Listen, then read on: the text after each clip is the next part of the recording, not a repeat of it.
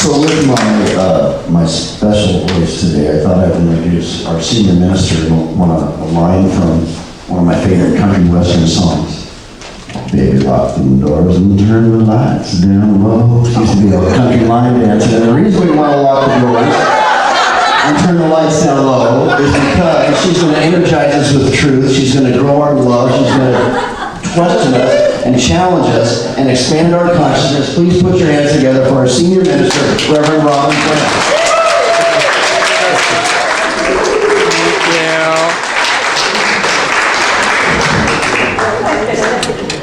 Okay, next time I'll have to wear my hats and my boots.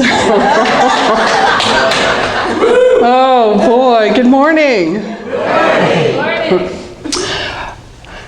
I really love the band that you created this morning, Reverend Blair. Thank you, thank you.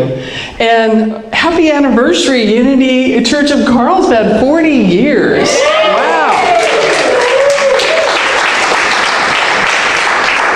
So know that we are sitting here today due to the vision, the courage, and the faith of a handful of people and Reverend Pauline who answered the call of that divine vision to bring unity to Carlsbad.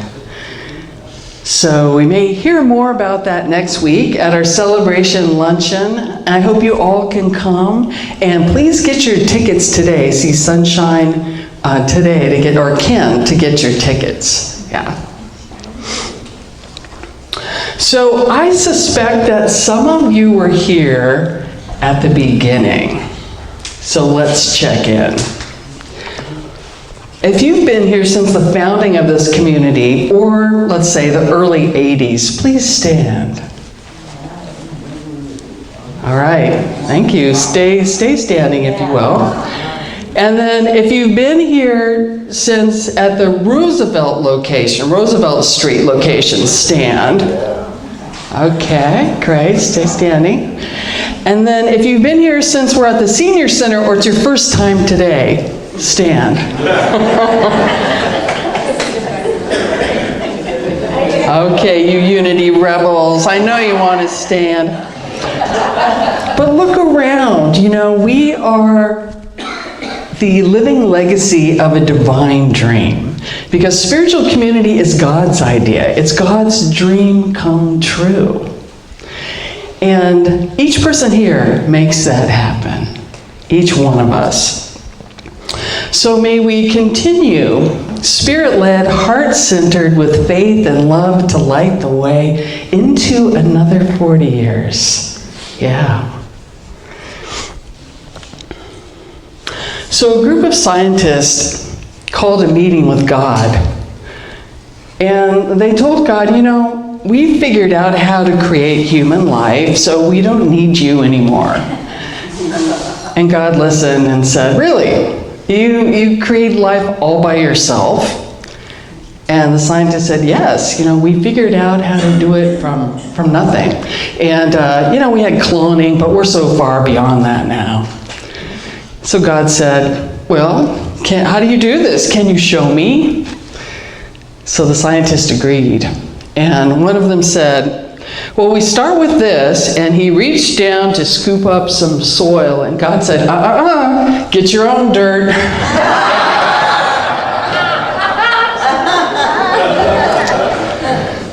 I like this story because it reminds us that we do not create alone. You know, we do not create alone. There's a presence and power active and alive right here, right now. And each person here in this room and in the universe. And we are co-creators with that power. Call it God, universe, creator, loving presence, spirit. Those are all names I use interchangeably to refer to that one presence and one power. And you may have other names too. I had a minister friend whose name for God was Bob. So I'm going to talk to Bob now. Because for her it was relatable. Relatable. God is friend. So think of all the good that's in your life right now. The fruits of the labors or seeds that you planted in another season that have come to fruition. You didn't create those by yourself, right? There's a presence and power at work. And also people, helpers, mentors, encouragers, for God works through people. God works through people. Even those challenging people that we may call adversaries. They show us how not to be, what not to do, right? And they help us gain clarity about what we do value, what we do believe, and how we do want to show up in this world. So we learn from emulation, following people we admire, emulation and irritation. And Eric Butterworth, as Betsy read today, he called these irritating encounters, he described them like personal sand in our personal oyster. That irritant. But he said that's the time when we get purling. Get purling. Because on the other side of this experience will be a pearl, something of value that we can take forward. Pearl of wisdom. So we may find ourselves practicing this a lot today if we see what's going on in our country and in the world, and may feel, irritation or see things we admire that we want to be like. That we can know that any irritation we can take to prayer. We can see that on the other side of this, whatever is happening, that good will come from it. Maybe it doesn't feel good at the time, but good will come from it down the road. Because the universe is always evolving, and we are part of that evolution. Our God, Spirit, universe is always moving to express a freer, fuller, more expanded version of itself in us, as us, and through us. That energy is always there to lift us to a higher perspective, a higher vision, if we're willing to see it. Are you willing?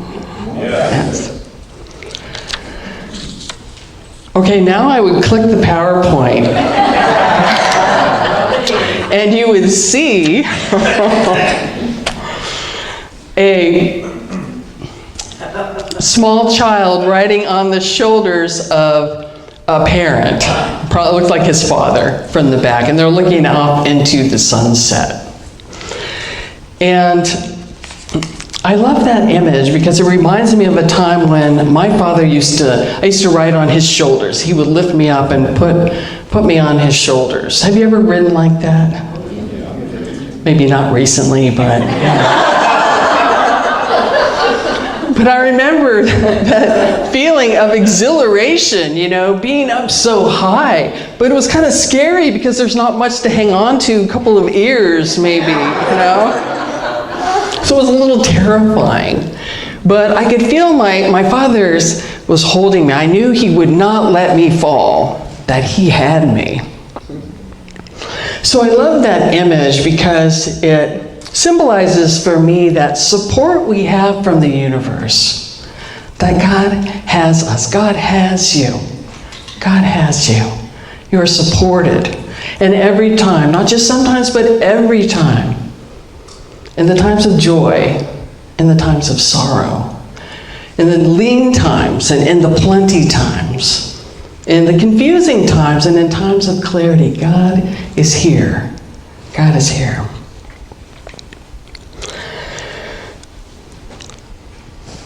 Click.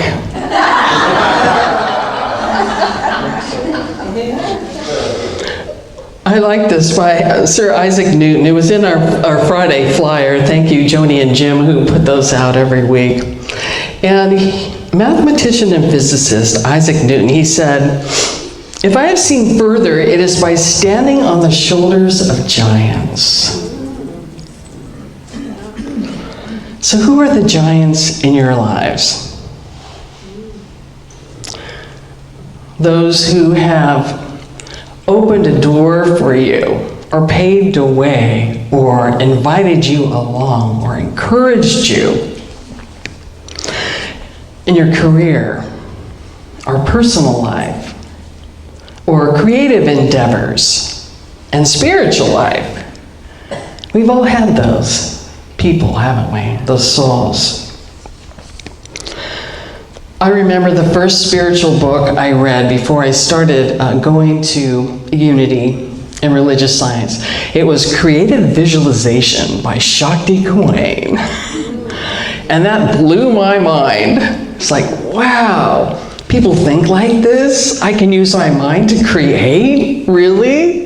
It just opened up a whole new world. Did you have an experience like that? That was one thing that just opened the door.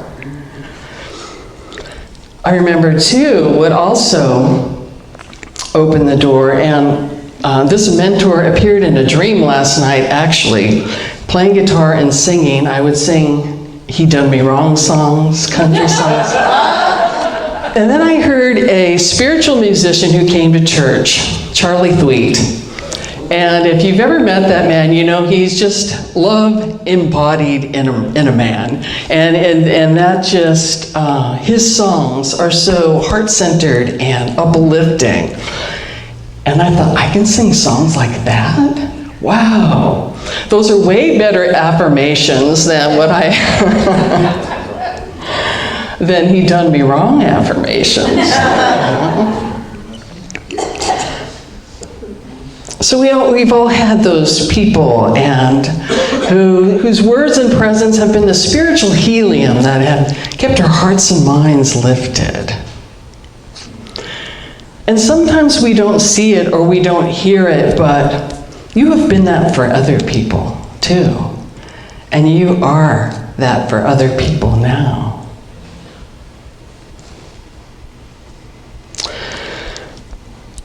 So it takes courage, it takes willingness to see farther, and then it takes courage to step farther with that vision, doesn't it? And Ken has already mentioned, but tomorrow we're celebrating the vision, the courage, a great soul who had vision and courage and persistence in speaking the truth and uniting people, and whose truth still rings in the hearts and minds today to motivate people to work for equality, peace, respect, justice, non-violently. Dr. Martin Luther King Jr.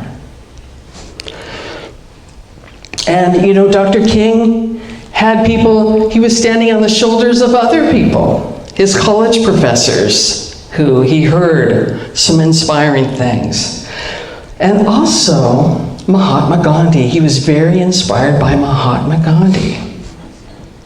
So we'll learn more about that next week when we talk about our season for peace and nonviolence.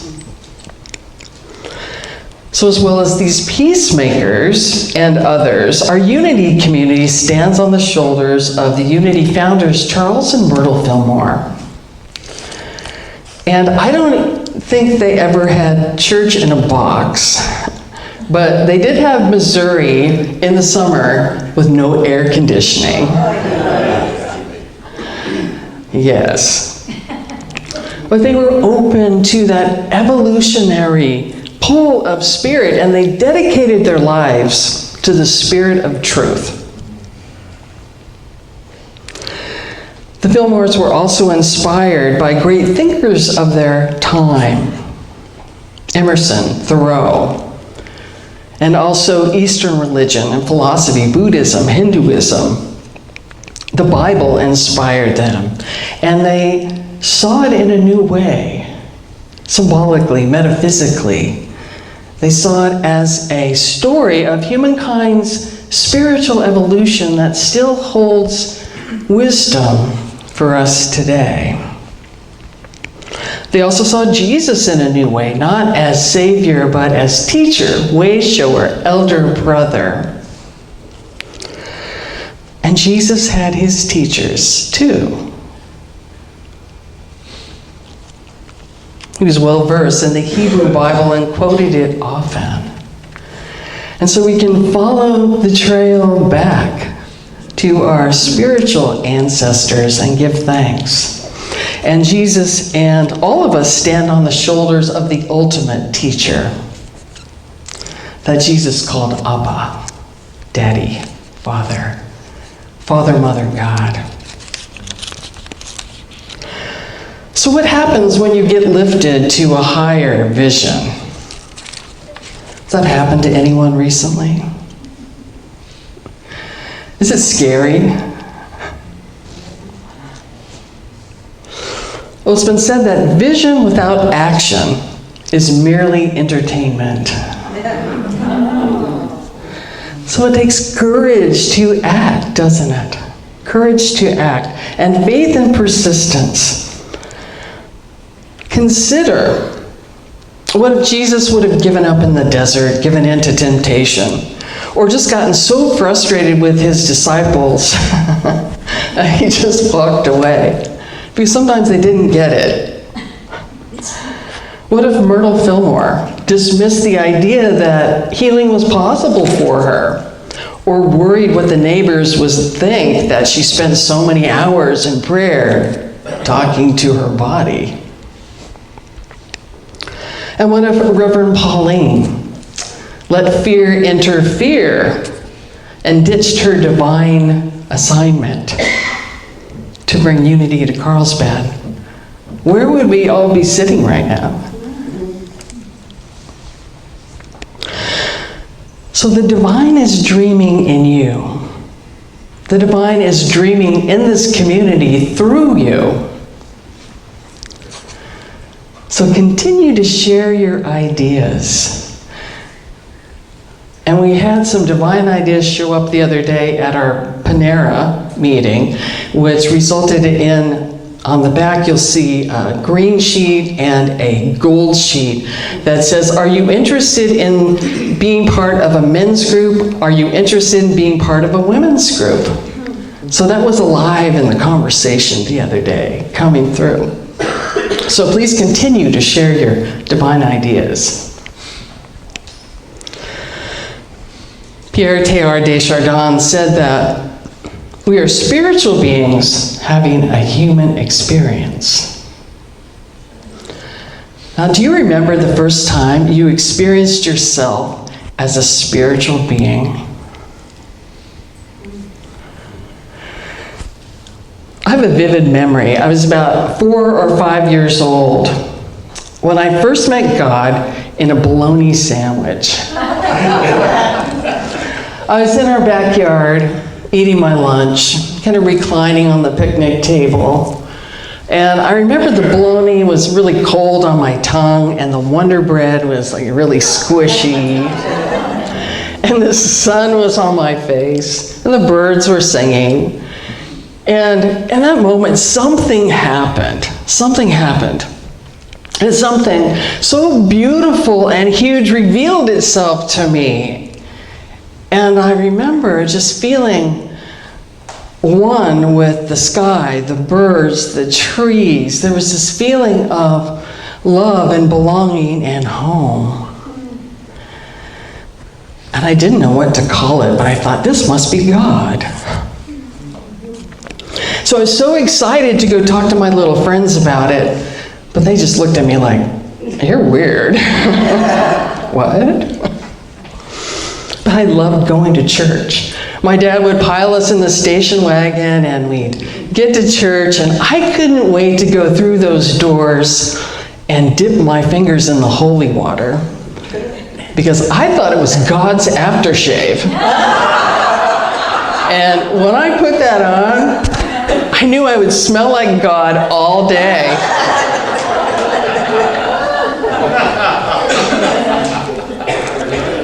The Mass was in Latin. I didn't know what was being said. But it was a sensory experience, you know, with the incense, the music, the prayers, the kneeling, the sitting, the standing. If you were asleep, you were woken up by the time you had to move again. But I felt like something important was going on there. and I wanted to be part of it. But girls couldn't play back then. I don't know if they have altar girls now. I think they do, yeah. So I would look at that going, yeah, something's going on here that I want to be part of. So I share this with you because we've all had experiences from our past that maybe we've overlooked, but have been part of our foundation, that have set us up for the next level of that next higher vision and taking those next steps, and maybe are part of us today that we value, part of our beliefs or practices that we value today.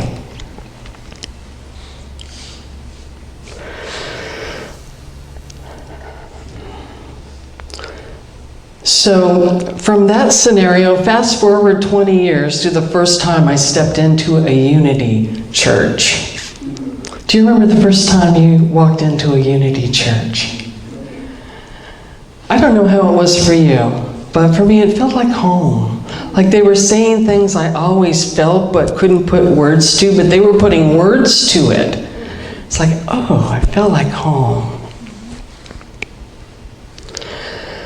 And in Unity Community, I learned we grow each other, as well as we grow together. And I learned to get over my fear of public speaking. I was very shy. And when I first started going to church, I had just taken a class at Maricosta College. It was a speech class. And it must have been a requirement because I would never choose that as an elective. And I remember the instructor was calling people up to give their speeches, going down the rows. And when he got to the person in front of me, I bolted out that door and didn't come back to class. When I first came to Unity, I was so shy. I would sit in the back and then leave before the peace song because I was just kind of nervous about, holding hands and singing and then talking to people afterwards. And people were so loving.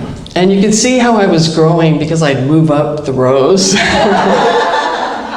and stay and then get involved too. So in spiritual community, we grow with each other. And we grow each other in ways that would never happen if we just stayed home on Sunday and read a spiritual book. So I'm glad you are all here to be part of this energy of expansion and joy.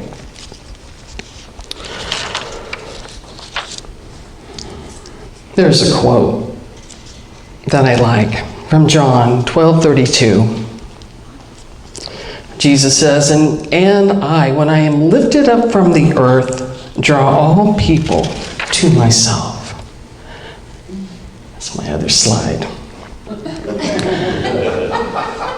And one way to interpret that I see is that when we lift up to the mind of the Christ and take action from that higher place, everyone involved is lifted. Everyone involved is lifted. So the universe is ever evolving, and we are part of that evolution. So that's happening right now, inside of you, in this community, in our world. So I invite you this week to continue to listen. Listen to that still small voice, to catch that glimpse for what's next. So we look back in gratitude, and we look forward in gratitude and anticipation, knowing that the evolutionary wind is already here, powering us into something new and wonderful. So happy anniversary, Unity of Carlsbad. May we continue to rise in love, catch the vision, dream the dream, and keep living this divine dream. Thank you.